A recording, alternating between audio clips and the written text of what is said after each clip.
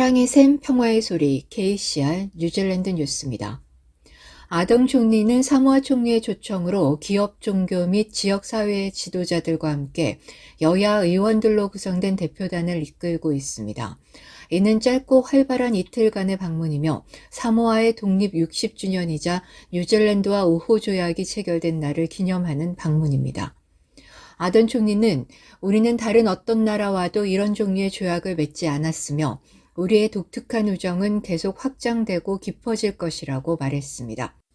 그리고 우리는 우리가 각자 고향이라고 부르는 이 지역의 친구이자 이웃으로서 미래가 어떤 길을 가더라도 함께 걸을 것을 다시 다짐한다고 밝혔습니다.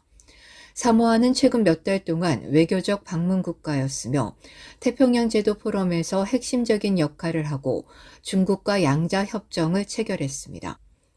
뉴질랜드에서는 약 25만 명의 사모아인이 살고 있으며 사모아 자체에는 약 20만 명이 살고 있습니다. 주택시장을 강타하는 역풍에도 불구하고 새 주택은 매주마다 거의 1000채의 비율로 계속해서 허가 승인되고 있습니다. 뉴질랜드 통계청에 따르면 6월 말까지 12개월 동안 5,736채의 신규 주택이 승인돼 이전 12개월에 비해 14.4% 증가했습니다. 성장은 주로 타운하우스나 유닛과 같은 저층 다가구 주택에 대한 승인에 의해 주도됐으며 6월에는 21,184건이 승인되어 이전 12개월에 비해 49.1% 증가했습니다. 그러나 독립형 주택은 가장 인기 있는 주거 유형으로 남아있으나 6월에는 23,911건의 승인을 받아 이전 12개월에 비해 2.5% 감소했습니다. 6월까지 허가 승인된 아파트는 3,913세대로 이전 12개월보다 6.1% 줄었고 은퇴초는 2,726세대로 30.2% 늘었습니다. 6월까지 승인된 신규 주택의 총 가치는 이전 12개월에 비해 20.5% 증가한 200억 달러에 약간 못 미쳤으며 또 다른 25억 달러의 구조 변경 작업이 승인되어 이전 12개월에 비해 13.3% 증가했습니다. 또한 6월까지의 12개월 동안 90억 달러의 비주거용 건물 공사가 승인되어 2021년 6월까지의 12개월에 비해 15.8% 증가했습니다. 이에 따라 6월 연도의 주거와 비주거 건물에 허가 승인된 모든 건축 공사의 총 가치는 315억 달러로 이전 12개월에 비해 18.5% 증가했습니다. 부동산 웹사이트인 realestate.co.nz에 따르면 판매 가능한 주택의 수가 1년 전보다 2배로 증가하고 구매자가 주택시장을 완전히 통제하고 있으며 호가는 계속해서 하락하고 신규 매물수는 팬데믹 이전 수준을 상회하고 있습니다. realestate.co.nz의 대변인 바네사 윌리엄스는 주택시장이 움직이기 시작했으며 새 주택을 짓기 위한 카운슬의 기록적인 주택 허가 승인 건수와 구매자의 포모, 즉 주택을 놓칠 것에 대한 두려움이 감소하는 것을 보았으며 저울이 기울어졌고 구매자들이 이제 우위를 점하고 있다고 말했습니다. 7월 말까지 realestate.co.nz은 26,358개의 판매를 위한 주거용 부동산 재고가 있었으며 이는 작년 7월 말까지 판매 가능한 부동산 재고의 2배 이상인 108% 증가했습니다. 이는 판매 가능한 부동산 재고 수가 2015년 이후 연중 최고 수준임을 의미합니다.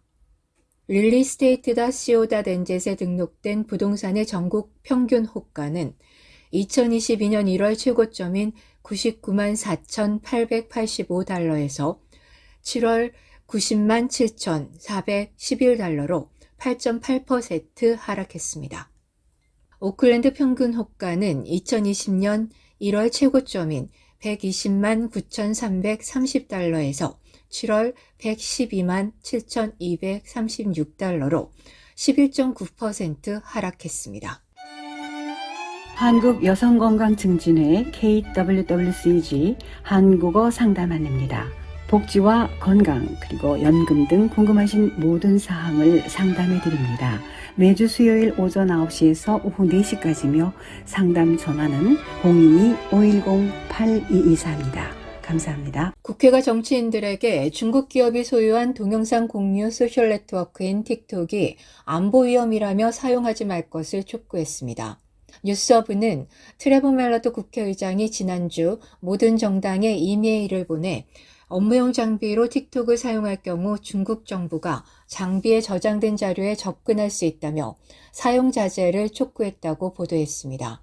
멜로드 국회의장은 이메일에서 국회 사무처 장비로 틱톡을 사용하면 틱톡 소유자인 바이트댄스와 중국 정부가 장비에 저장된 자료에 접근할 수 있기 때문에 안보 위험을 야기할 수 있다며 국회 사무처가 사용하지 말 것을 강력하게 권고했다고 밝혔습니다. 이메일은 만일 국회의원들이 틱톡을 계속 사용할 경우 장소 접근 기능을 제거하는 등 각별한 주의를 기울여야 할 것이라며 개인 장비로 틱톡을 사용할 경우에도 정보를 안전하게 지키기 위해서는 위에서 지적한 사항들을 명심해야 할 것이라고 주문했습니다. 또한 중국 내 바이트댄스 직원들이 미국 내 틱톡 사용자들의 자료에 계속해서 접근했다는 과거 기사를 소개하면서 틱톡은 중국 정부에 어떤 자료도 넘기지 않았다고 말하고 있지만 바이트댄스는 중국 정부와 밀접한 연관이 있다고 지적했습니다. 키위뱅크는 1년 금리를 매우 경쟁력 있는 수준으로 낮췄습니다.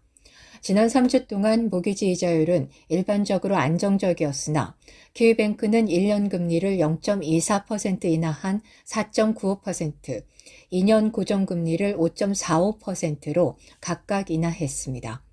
키위뱅크의 새로운 1년 고정금리는 모든 주요 경쟁자보다 0.3%에서 0.4% 낮으며 다음 중앙은행의 공식 현금금리 OCR 변경은 8월 17일 수요일에 예정되어 있으며 이때 전체 통화정책 설명과 논평이 함께 발표될 예정으로 중앙은행의 정책 방향을 알게 됩니다. 오늘의 환율 정보입니다. 뉴질랜드 달러와 대비 원화 기준 환율은 826원 99전, 한국에서 보낼 때 835원 25전, 한국에서 받을 때 818원 73전입니다.